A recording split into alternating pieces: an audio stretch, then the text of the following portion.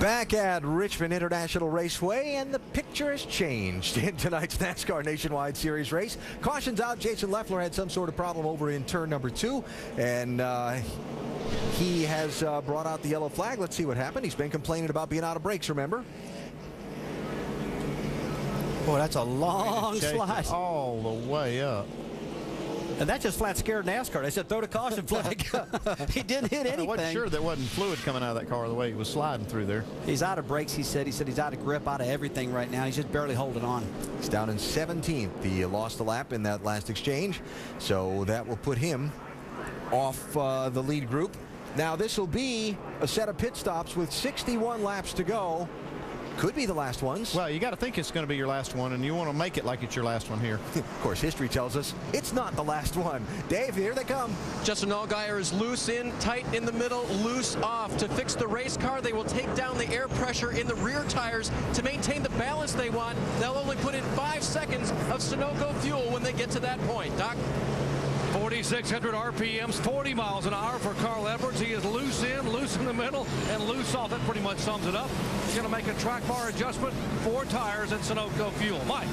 Kevin Harvick saying he needs a little bit more help in the center. They're going to make an air pressure adjustment on the right side, a 4-tire change, and Sunoco race fuel on the 33 car as they go to work now on the left side of that race car. Meanwhile, Brad Keselowski off pit road. They made the same change they did last time. They went down ½ a pound on air pressure on the right side and a 4-tire change for the 22. Check it out. Who got out second? Picked up a couple of spots. Yeah, Kyle Busch's pit crew stepping it up here when it's time. Kevin Harvick lost a couple, back to 5th place. Bad time for that. Got 61 laps to go here at Richmond at a little shuffle of the top 5. NASCAR Nationwide Series at Richmond is brought to you by Nationwide Insurance. Call or visit us online for a quote today.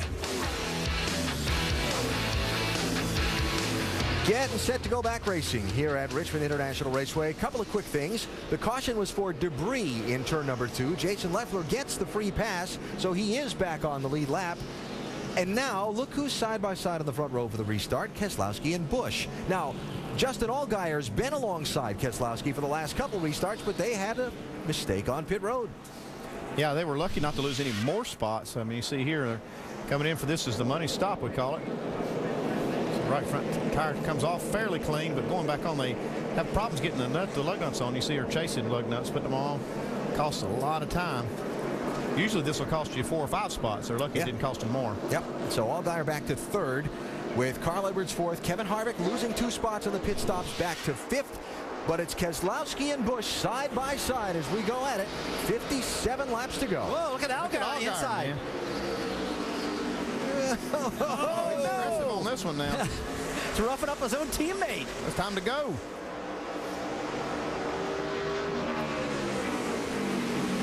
Remember Bristol, it was Keselowski. He moved around to get the lead and the win in that one.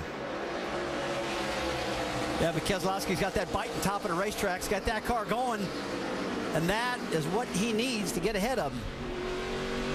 Forward bite at this track is everything in the world, especially off at turn 2. The one that really hurt on the restart was Kyle Busch. When he jumped down there and made it 3 wide, right, Kyle's up there in no man's land. He's able to get back around him for second, but look at the lead Keselowski's already got. Yeah, as soon as they get racing side by side, I mean, that's just a flat kill you. The guy leading the race, he can get gone. His lap times are so much faster. And he's just looking in his mirror right now, managing himself. Now, let's take a look at Carl Edwards and see if he gets his car back together. Remember, it was real loose early. He's had this pit stop now to tighten it up. Could get himself back in action. Heard Doc say it was loose in, loose in the middle, loose off. That's pretty loose everywhere. Looks like it's good now, though. Yeah, he kind of fell off at the end of that long run. We won't have a run that long to finish this race because there aren't that many laps left. Well, you still got 54 laps to go. You still have to manage those tires a little bit, don't you, Rusty? Yeah, you do. I mean, that's still a long way to go. And I really don't know what's going to happen if these cautions starts coming out with like 30 laps to go. Andy, do you think these guys will stay out, or will they come down and put tires on? Because that's probably going to be the winning move, whatever happens there. I know what I'm doing. What are you going to do? Tires.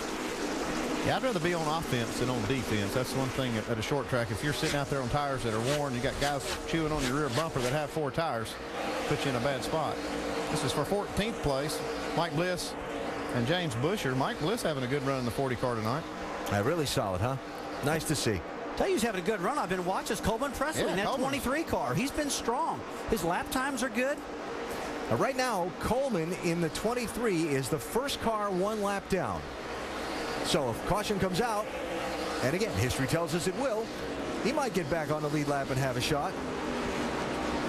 Yeah, you know, Andy Rusty and Alan Coleman. Coleman I've known obviously his whole life. He works in my race shop down there, and he's so excited for this opportunity.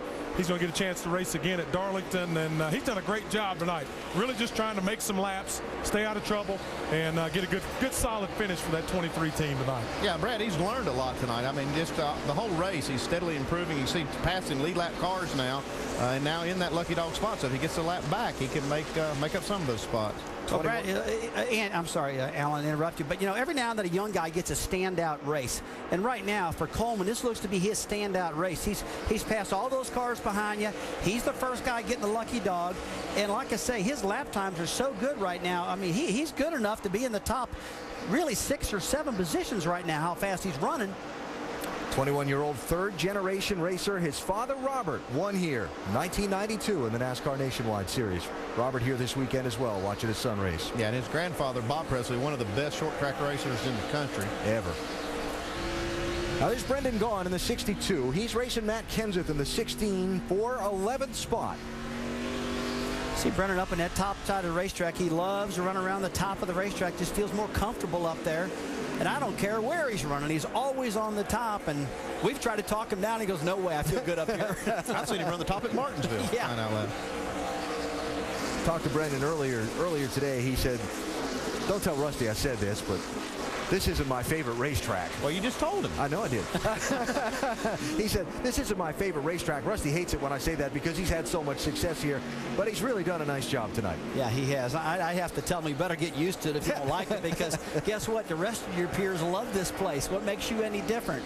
But it takes a good run out of somebody to really turn him on about a racetrack. And if he finishes good tonight, I'm sure he'll like this place again. You know what makes it different from driver to driver? Success rate.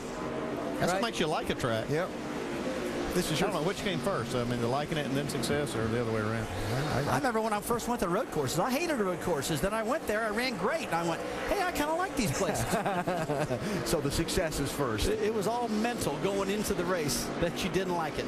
So Brendan might have a different attitude about this at the end of the night. Now, Paul Menard, out of his car, out of Menard's car right there through that corner. Yeah, he is on the lead lap. He got the free pass 2 cautions ago. The one when Michael McDowell spun a while back, lap 119. So that was for position. He's on the lead lap. Well, take a look at Coleman Presley again. I mean, he's working the bottom of that track. This is a for real deal right here, guys. He's got a real hot rod tonight. And Mike Bliss and James Busher, 40-1. That's 4 position.